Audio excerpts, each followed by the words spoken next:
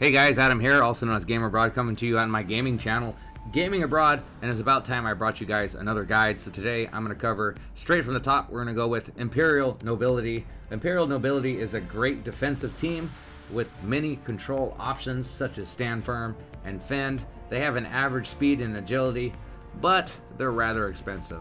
So let's take a look at the team. I'm going to give you guys a few suggested starting rosters, and then we'll get into the players, what they have, and how to level them. This roster is going to come with both your Noble Blitzers, all 4 of your bodyguards. Let's throw an Imperial Thrower in there, and then let's fill in the roster with the Imperial Retainer Linemen. That's going to bring your team starting players up to 12, and I see right now that's too much. So let's bring it back down to 11, and that will leave us enough money. Throw in a couple rerolls. However, I cannot get a 3rd reroll in there, so let's fill in the rest and bring it up to 4 dedicated fans. I like this roster a lot. Now, true, it only has 2 rerolls, and as I said in previous videos, 2 rerolls is just not enough. I hate it when the dice go against me, and being able to reroll them, it is of utmost importance to me. However, this does start with 4 dedicated fans, and with the 4 dedicated fans, that will allow you to gather funding quickly to get that 3rd reroll. Possibly after that, an apothecary, or better yet, save it up for an ogre. Anyhow, let's take a look at another viable roster. Let's clear the board here and start fresh. Now this roster is the 3 reroll roster. I was just complaining about not having enough rerolls, so I tried to make a roster including 3 rerolls, and this was the best I can do. You're gonna get both of your Noble Blitzers, however, you have to sacrifice one of the bodyguards, and that forces you to pick up an additional line man. And for our 11th player, we'll keep that thrower in there, and boom, there we have it. 3 rerolls. We got 10K left over. We're going to throw it on dedicated fans, so now we have 2 dedicated fans. Now, while this roster is good because it comes with 3 rerolls, it does have less dedicated fans and less power because you're losing the bodyguard. Speaking of power, if you wanted to go with a roster that has an ogre, I'll show you a roster that I came up with that has an ogre. First, let's clear the board and start from scratch here. Since we're talking about the ogre first, let's go ahead and start by throwing that ogre in there. We're gonna get both those blitzers in. Only 3 of the bodyguards because the ogre is pretty expensive. This roster actually cannot afford any throwers if you want to have some rerolls. So we're gonna have to fill out the rest of the roster with linemen. There you go, there's your 11 players. Let's see what we got left to work with. That'll get us up to 2 rerolls and 2 dedicated fans. Now this is a good roster. I think roster 1 and 3 are both viable rosters. The ogre is very, very powerful. However, I do like the first roster much better because it has much more money generating potential, and that'll allow you to fill in your roster with the rerolls, with the ogre, with the apothecary. And Imperial Nobility is one of those teams where you're going to need a 12th and possibly even a 13th player because these Imperial Retainer linemen, they kind of suck. However, they're cheap, so that's cool. You can replace them. These guys are going to die a lot. Anyways, since we're talking about the players, let's go ahead and take the first look at the players, and we're going to start with the ogre. All right, we're familiar with the ogre. I did a guide on the humans. However, if you guys never saw that, this creature comes with a skill, well, if you can call it a skill, called Bonehead. And basically, whenever you attempt a declaration that is usable only once per turn, such as blocking or blitzing, if you roll a 1 on the die 6, he just stands there with question marks over his head. Loner makes it harder for rerolls. Mighty Blow makes it so he can hurt people better. Thick Skull makes it so he gets hurt less. And he has a throw teammate option. However, there are no teammates to throw on the Imperial Nobility.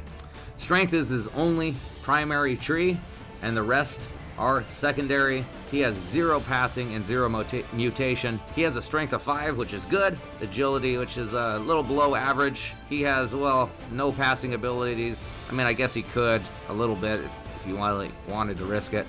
And he has an armor value of 10, which is very high. I like his armor value. Pretty expensive at 140k.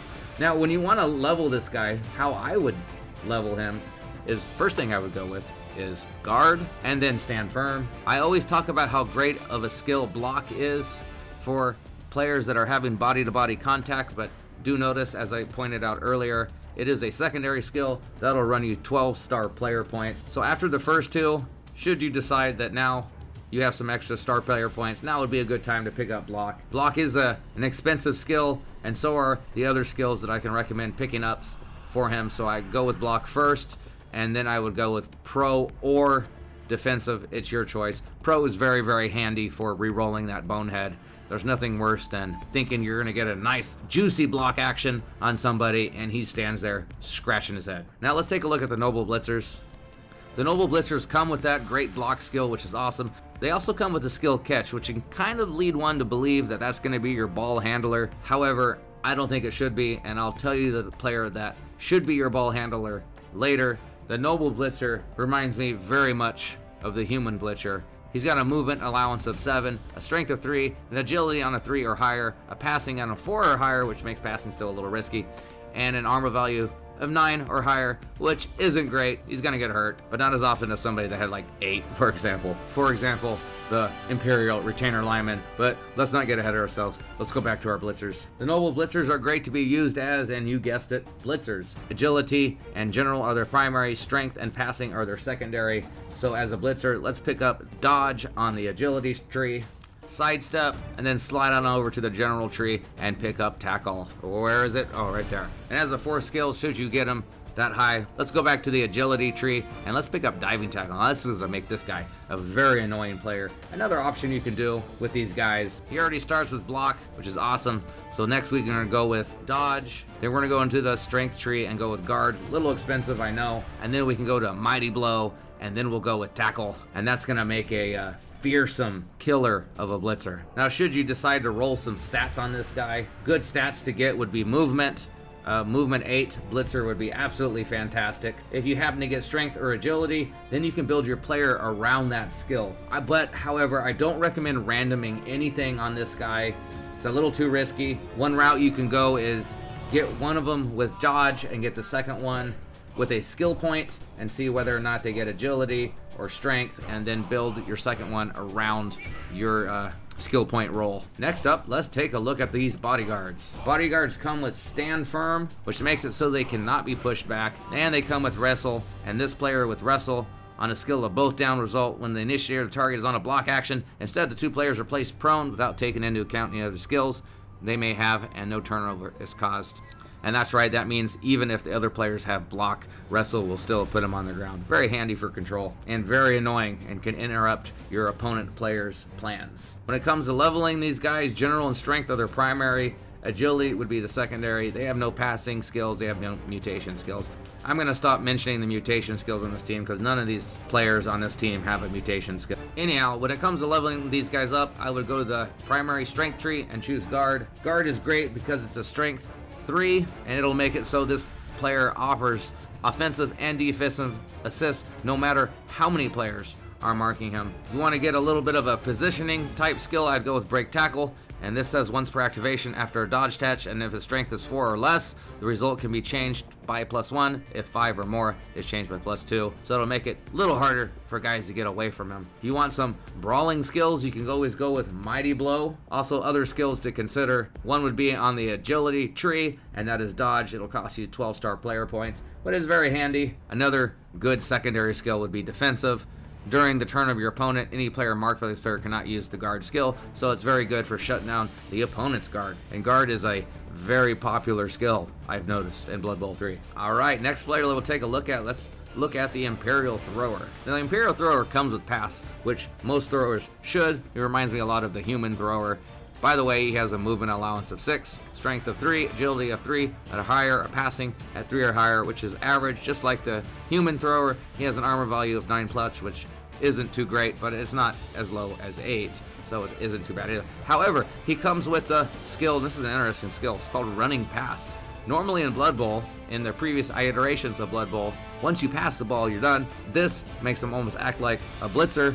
Instead of blitzing or hitting an opponent, you're now passing. You can pass the ball and then move afterwards. It's absolutely a fantastic and neat skill to use. Now, in my opinion, this is the guy who should be your ball carrier. So to make sure he can pick up the ball, the skill I would grab first would be Sure Hands, and then Block, and then after that I would go into Leader. However, if you did want to make him a passer, of course you're going to want to pick up Accurate or Cannoneer, but I like them a lot better as the ball handler. You could even go Dump Off if you wanted to, and maybe dump him off to a player that does have the catch skill should he get in some trouble. However, I think this should be your ball handler. This should be the guy you cage up. By the way, Imperial Nobility, I think you should probably score on turn 5 or 6 with them instead of waiting until turn 8. This is not the kind of team you want to leave out on the pitch and try to draw out the timer, because you have these little weenies on the team that we're going to talk about now, these Imperial Retainer linemen. These guys have an armor value of 8. They are squishy. They don't come with the block skill. However, they do come with the skill fend, which makes it so an opposition player cannot follow up, which can be handy. But they are just bad players, and they will die very often. They are bad at dodging. They are bad at passing. However, good news, they're cheap, so when they do die, they're easy to replace. And you're probably going to want to have an extra 1 or 2 of these guys laying around anyways. With that in mind, this is a good player to do your sneaky get and dirty player. Dirty player comes from your general tree. Agility will get you your sneaky get. This is also a very good player to have as your kicker. So right up to the general tree.